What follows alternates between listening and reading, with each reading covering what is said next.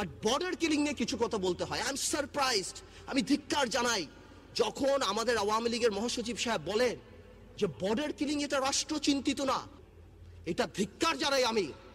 এত আলাপদ্র জয় করি, বর্ডারটা জয় করতে পারি না? একটাবার কি তাদের সাথে যা কথা বলতে পারি না?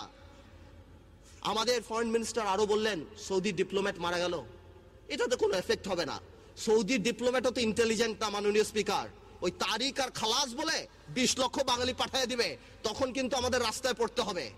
আমাদের উচিত মার্কেটে রিউমার আমাদের ফরেন মিনিস্টার নাকি সৌদি আরবের ভিসা পায় না, আমাদের উচিত শিশু টেক এনাফ এফোর্ট সৌদি আরবের যে এই জিনিসটা সমাধান করা হোক। তিস্তা নিয়ে কিছু কথা বলতে হয়।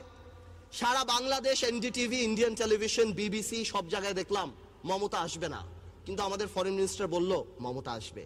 সবাই বলে মমতা আসবে না, ফরেন মিনিস্টার লাস্টের দিনে বলল মমতা আসবে, বাস্তবে মমতা আসলো না।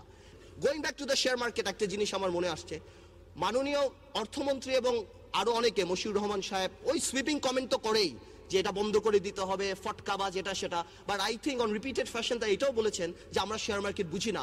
আমার মনে হয় একটা স্টেট মিনিস্টার বা এমন কাউকে রাখা উচিত যিনি শেয়ার মার্কেট বুঝে, কারণ 1 কোটি লোক এটার সাথে ইনভলভড। আমি একটা কথা বলতে চাই, আমি প্রায় দেখেছি আওয়ামী লীগ তরফ থেকে এটা বলা হয় যে তত্ত্বাবধায়ক সরকার দিলে আবার নাকি আর্মি ক্ষমতায় আসতে পারে, অনেক কিছু হতে পারে। আমাদের এখানে তো অনেক মন্ত্রী এমপি দুর্নীতি করে, তার মানে কি এই দেশে মন্ত্রী এমপি থাকে না?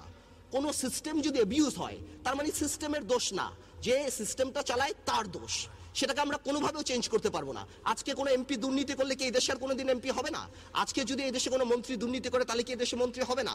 আমার মনে হচ্ছে এটাকে ঘুরায় প্যাচে আনা হচ্ছে।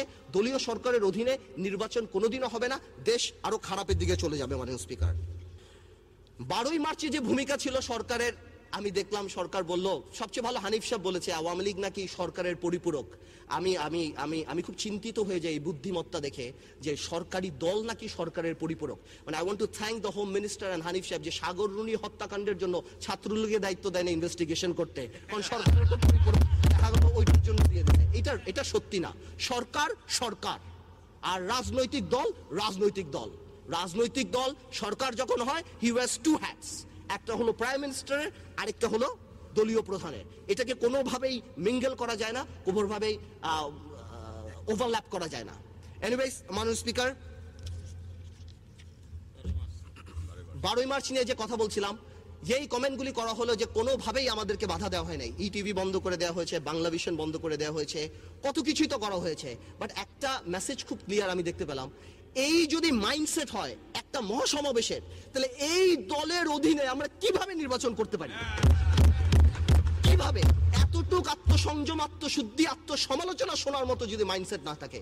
গণতন্ত্র এই সংবিধানে না, গণতন্ত্র হলো মাইন্ডসেটে, চিন্তা চেতনায় গণতন্ত্র থাকতে হবে, তাহলে এই দেশে গণতন্ত্র আসবে।